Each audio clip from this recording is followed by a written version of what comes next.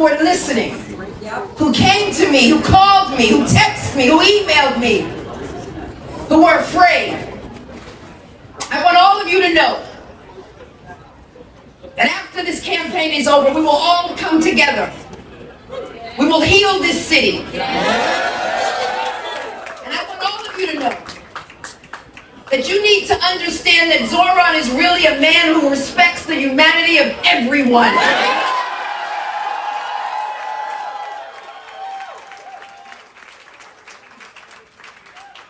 The primary is now over.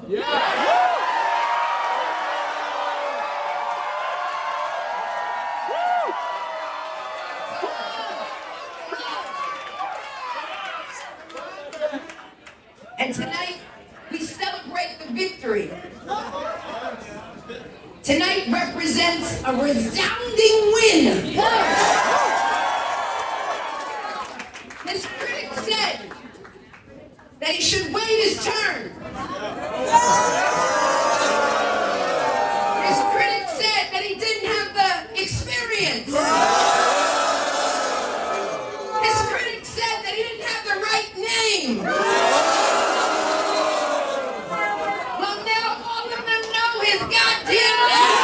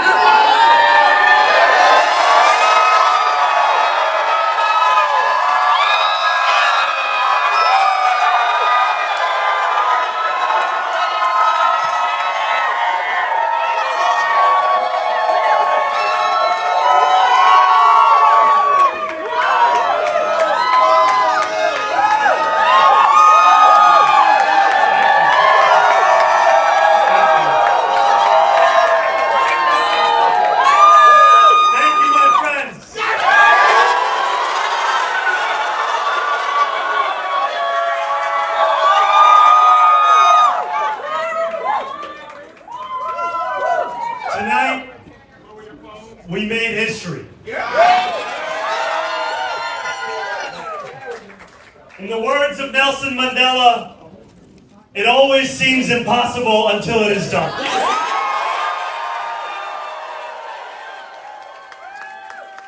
My friends, we have done it.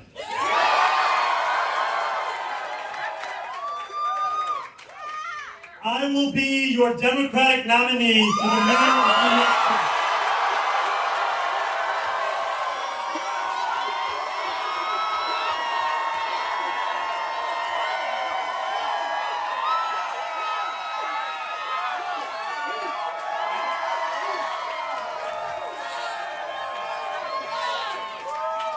An hour ago, I spoke with Andrew Cuomo about the need to bring this city together, as he called me to concede the race.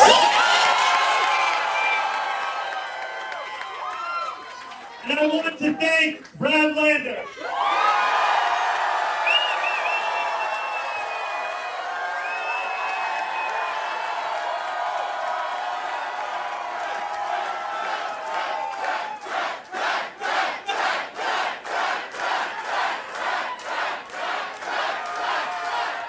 He did exactly that. Together we have shown the power of the politics of the future. One of partnership and of sincerity.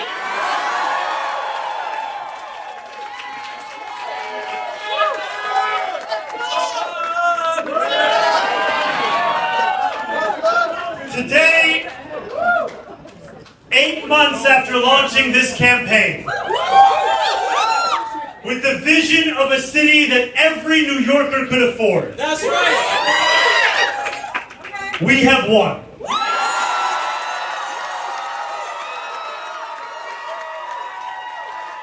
We as a model for the Democratic Party. A party where we fight for working people with no apology. A life of dignity should not be reserved for a fortunate few. It should be one that city government guarantees for each and every New Yorker. If this campaign has demonstrated anything to the world, it is that our dreams can become reality. Dreaming demands hope. And when I think of hope, I think of the unprecedented coalition of New Yorkers that we have built. For this is not my victory. This is ours. It is the victory of the Bangladeshi auntie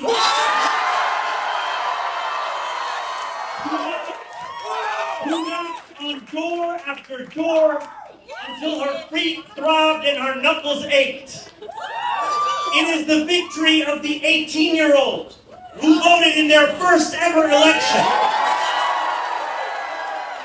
And it is the victory of the Gambian uncle who finally saw himself and his struggle in a campaign for the city that he calls home. Dreaming demands solidarity. And when I look out at this room and out onto the midnight skyline, that is what I see. Canvas launches that continued in the pouring rain. Children who called parents. Strangers who care about those they will never meet. A New York that believes in each other and in itself. This is solidarity. And it defines our victory. And above all, dreaming demands work. Last Friday night, as the sun began to drop in the sky, I set off on a 13-mile walk from the northernmost tip of Manhattan to the base of the island. We began in Inwood, where music played and neighbors set out dominoes on the sidewalk. It was 7 p.m. The weekend had arrived. For most people, the time for work was over.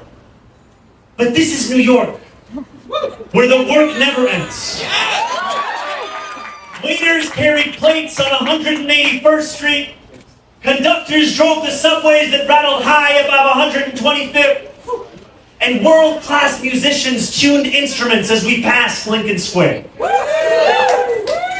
By the time we made it downtown, a crowd marched behind us. A living embodiment of the energy and purpose that defines this campaign. Still, long past midnight, New York worked. Garbage trucks weaved through empty streets. Fishmongers carried in tomorrow's wares. And when we finally arrived at the Battery at 2:20 a.m. in the morning, the workers who run the Staten Island Ferry were on the job too. Every hour of the day, every day of the week. Each of these New Yorkers carried a dream with them that night as they labored. Just as each of us dreams of a New York that is more hopeful and affordable for all. And we have worked hard for our dream. This has been a historically contentious race. One that has filled our airwaves with millions in smears and slander. I hope now that this primary has come to an end. I can introduce myself once more.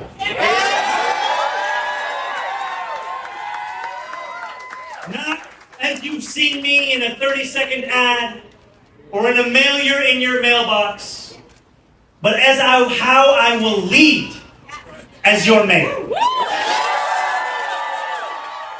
I will be the mayor for every New Yorker. Whether you voted for me, for Governor Cuomo, or felt too disillusioned by a long, broken political system to vote at all, I will fight for a city that works for you, that is affordable for you, that is safe for you. I will work to be a mayor you will be proud to call your own. I cannot promise that you will always agree with me, but I will never hide from you. If you are hurting, I will try to heal. If you feel misunderstood, I will strive to understand. Your concerns will always be mine, and I will put your hopes before my own. And I know that those hopes extend beyond our 5 boroughs. There are millions of New Yorkers who have strong feelings about what happens overseas. I am one of them. And while I will not abandon my beliefs or my commitments, grounded in a demand for equality, for humanity, for all those who walk this earth, you have my word to reach further, to understand the perspectives of those with whom I disagree, and to wrestle deeply with those disagreements. Let me close with this. In these dark times, I know that it is harder than ever to keep faith in our democracy. It has been attacked by billionaires and their big spending, by elected officials who care more about self-enrichment than the public trust, and by authoritarian leaders who rule through fear. I love New York! But above all, our democracy has been attacked from within. For too long, New Yorkers have strained to find a leader who represents us, who puts us first. And we have been betrayed time and again. After so many disappointments, the heart hardens. Belief becomes elusive. And when we no longer believe in our democracy, it only becomes easier for people like Donald Trump to convince us of his worth. For billionaires to convince us that they must always lead. As FDR said, democracy has disappeared in several other great nations. Not because the people disliked democracy, but because they had grown tired of unemployment and insecurity, of seeing their children hungry while they sat helpless in the face of government confusion and weakness. In desperation, they chose to sacrifice liberty in the hope of getting something to eat. New York, if we have made one thing clear over these past months, it is that we need not choose between the two. We can be free and we can be fed. We can demand what we deserve. And together we have built a movement where everyday New Yorkers recognize themselves in our vision of democracy. Every new voter registered, that is faith renewed. Every voter who traveled through withering heat to the polls, that is faith renewed. And every New Yorker who sees solutions to the daily challenges they face in this campaign, that is faith renewed. Together, New York, we have renewed our democracy. We have given our city permission to believe again. And I pledge to you that we will remake this great city, not in my image, but in the image of every New Yorker who has only known struggle.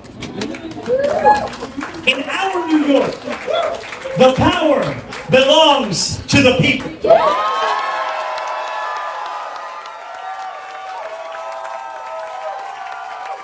And as I think the people that are here with me today, and as I think the incredible leaders who have long fought for those people, who are here across this crowd and across these 5 boroughs and standing next to me in the Attorney General of this state, in the public advocate of this city, in our Congresswoman, Lydia Velasquez, in our Controller, Brad Lander, and in every single person who believed in this campaign long before it was easy to do so. And you believed when it was difficult. We dreamt in the night, and we are now building in the dawn. That new day, the one that we have yearned for, the one that we have struggled for, the one that we have knocked for, have texted for, have called for, the one that we have obsessed over. That new day is finally here, my friend. And it is here because you have delivered it.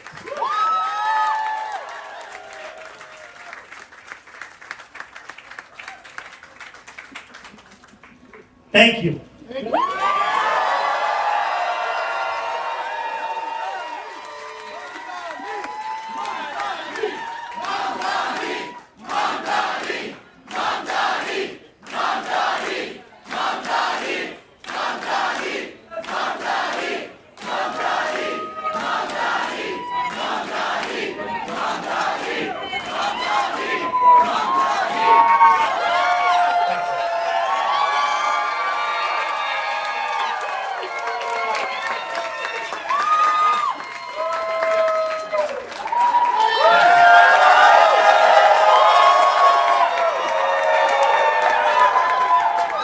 And as I thank you, I must thank those who brought me into this world. I must thank my mother and my father,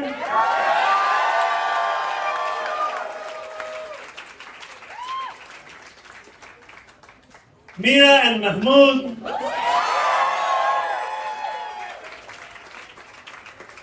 and I must thank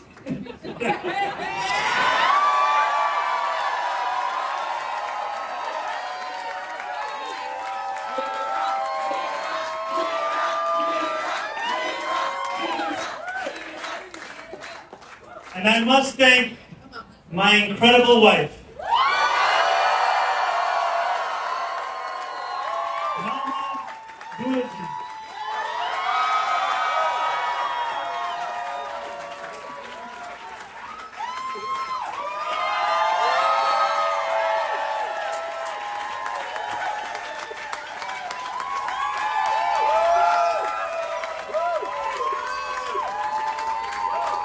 Thank you. Thank you so much.